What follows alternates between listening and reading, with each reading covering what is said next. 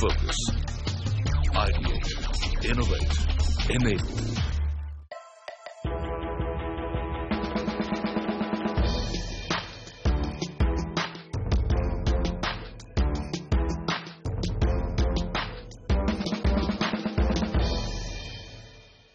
Hello and welcome to another episode of NSE Fin Wiz powered by CNBC TV 18. This week we meet young professionals from over 100 companies that are situated in Magarpatta city in Pune. Magarpatta city is a satellite township in Pune and was built over 400 acres in the erstwhile village of Hadapsar on the outskirts of Pune. Magarpatta was conceived to have a residential as well as corporate community with over 80 companies in its campus. Magarpatta was originally several plots of land owned by a farmer community called Magar that decided to develop the land, and as a cooperative, each family got shares equal to the size of their land holding.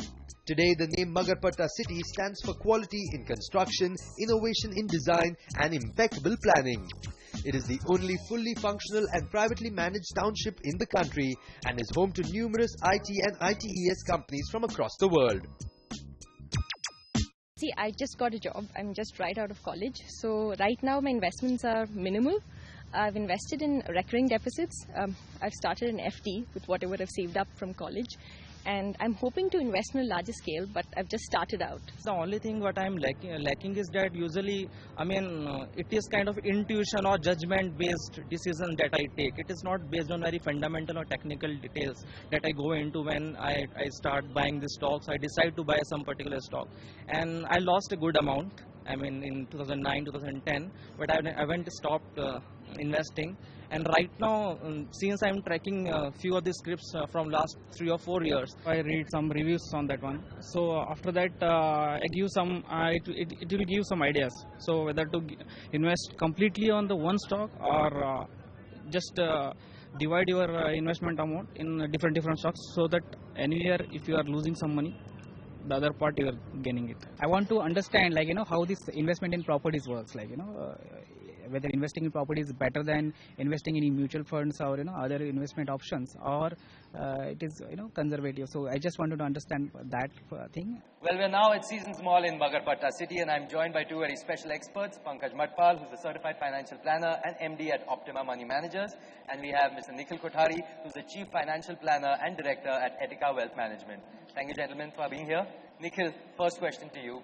What are some, common pitfalls that first-time investors face when they start investing? Okay. So when you start investing, the first thing what people think that insurance is investment. Okay. And second thing what always people look at that where I'm getting a tax benefits. So first of all, insurance is not an investment. Insurance is a risk cover. So when you're taking insurance, you should think that, okay, why I need insurance? Insurance is only for risk cover. Why we buy motor insurance? If something happens to our car, we'll get repaid. Same thing applies for life insurance. If something happens to our life, we'll get money and which will take care of our family if you're not there tomorrow. Right.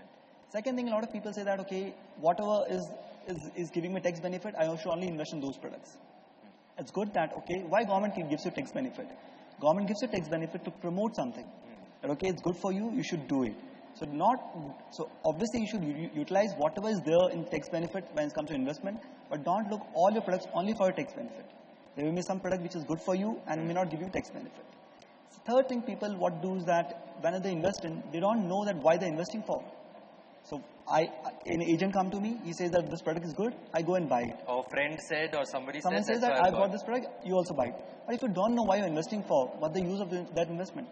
Whenever you start a journey, you always know where you're going it. So exactly same applies for investments. Whenever you buy a product, understand why you're investing this product for. Pankaj, just touching upon what he said also, is recently like the Nifty touched 8,000 all-time high and everybody is excited. This is the time they'll be like, boss, paisa abhi dalna hai. This is the time that I have to put money. But that's actually wrong. You should be putting money not when the market's at the top but at the bottom. But how, in your experience, how do you explain this to investors? How do you get this into their psyche? See, for everything, you buy when things are cheap. It is only in equity you buy when it is costly. Usually when the markets were down, that was the best time to enter, but people were away from the market. When it has come to peak, then people started investing. I do not mean to say that it's not the right time still to invest, But had you invested when the markets were at bottom, how much money would have made by now? So question here that everyone knows that we buy things, whether whatever it is, any commodity or anything, you buy when things are cheap. If there is sale in the mall, I know that everybody will rush to buy 2 shirts even if they need one. Yes. But when it comes to equity, people don't buy when it is really cheap. So important point here, then if you want to invest equity, then definitely you should see when the right valuation, when the product is available at the correct valuation, then you should buy it. You should not see that when, because everybody is buying now, because this has become a very popular, then you should buy it now. So you should know what is valuation of that product, and then you should enter in the market. That is important. On that note, we'll just go over to the audience for some, if you have a couple of questions that you would want to put forth. I just need to ask a question which you just mentioned about. How do you define this is the lowest market? You just said you have to enter into the lowest level. I mean, how do you define that this is the lowest level? Or do you suggest that today's level is not the lowest level? Okay, good point. See, though I did not say lowest level, I said the correct valuation, because you should know what is the right price of that share. When you buy any share, you should know what is the right price. What is right price? See, you always see what is intrinsic value, what is book value, at what PE or what price to book ratio that share is trading. If it is PE is very high, price to book ratio is very high, it means you are paying very high premium on that share. See, maybe that actual price is 100 rupee and you are buying that for 400 rupee. So what will happen when market corrects? It will definitely, there are more chances that it will come down. But if you buy something which is close to its intrinsic value, chances of losing or your money are much lesser. Though any share which is good will not be available at its book value. But how much higher to the book value, that is important. If you are buying some share at the multiple of 20 to 20 or buying something at the multiple of 10, it makes difference. So that is why if you want to buy a share, try to understand what kind of business that company has, what is their management, how you believe in their growth story, what price is the correct price. So just not on the tips, you should do little bit of research about that what is the intrinsic, what are the fundamentals of the company and at what price it is trading right now. How do you invest in a sentiment and news driven market like India? As we have seen that the Nifty gained 1500 points when Narendra Modi became Prime Minister of India. So what are the key parameters that you keep in mind in such a sentiment driven market? Okay, great. See, our investing behavior is always driven by greed and fear. So what happens when everything looks bad, we all become fearful and we start redeeming our money. And when everything looks good, we become greedy and we start investing our money. Be it any equity market, market is not a past tracker. It's a forward-looking thing. So market looks and forward thing that what's going to happen, and based on that, they price the value. So if you say that when Narendra Modi came in and why market went up, the reason is that when Narendra Modi came in, people look at from forward-looking approach. How India looks from next 5-year perspective. Market is not which is looking at, okay, what happened in the past, I'll try to price in that. So market is always a forward-looking. News and sentiments will keep on coming, but what actually drives the market is the earning of the companies. If the earnings of the companies is going up, market will go up. Pankaj, same point coming to you is looking at valuations or, the earlier terms that you used, EPS, PE ratio. There is a part of investing community who understands these ratios, but there is a part who might not understand at all.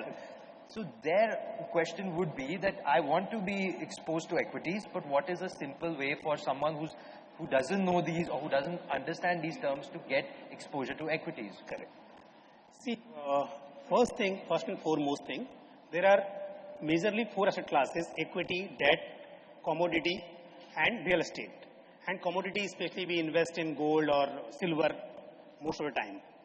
Now, either you know these asset classes, every investor should have all asset classes in their portfolio, because for short term, medium term, long term, based on your objective of investment, risk appetite and time horizon, you can identify which class of assets are good for you, but at every time you should have all the asset classes. Maybe when you are planning for long term, your higher allocation should be in equity. Now, if you understand this thing, that if you are planning for retirement for 25 years, 35 years down the line, and you should have equity in your portfolio. So here I'm talking about investment, not trading. You're watching NSE Fin Wiz, powered by CNBC TV 18. It's time for a very short break. Don't go anywhere. We'll be right back.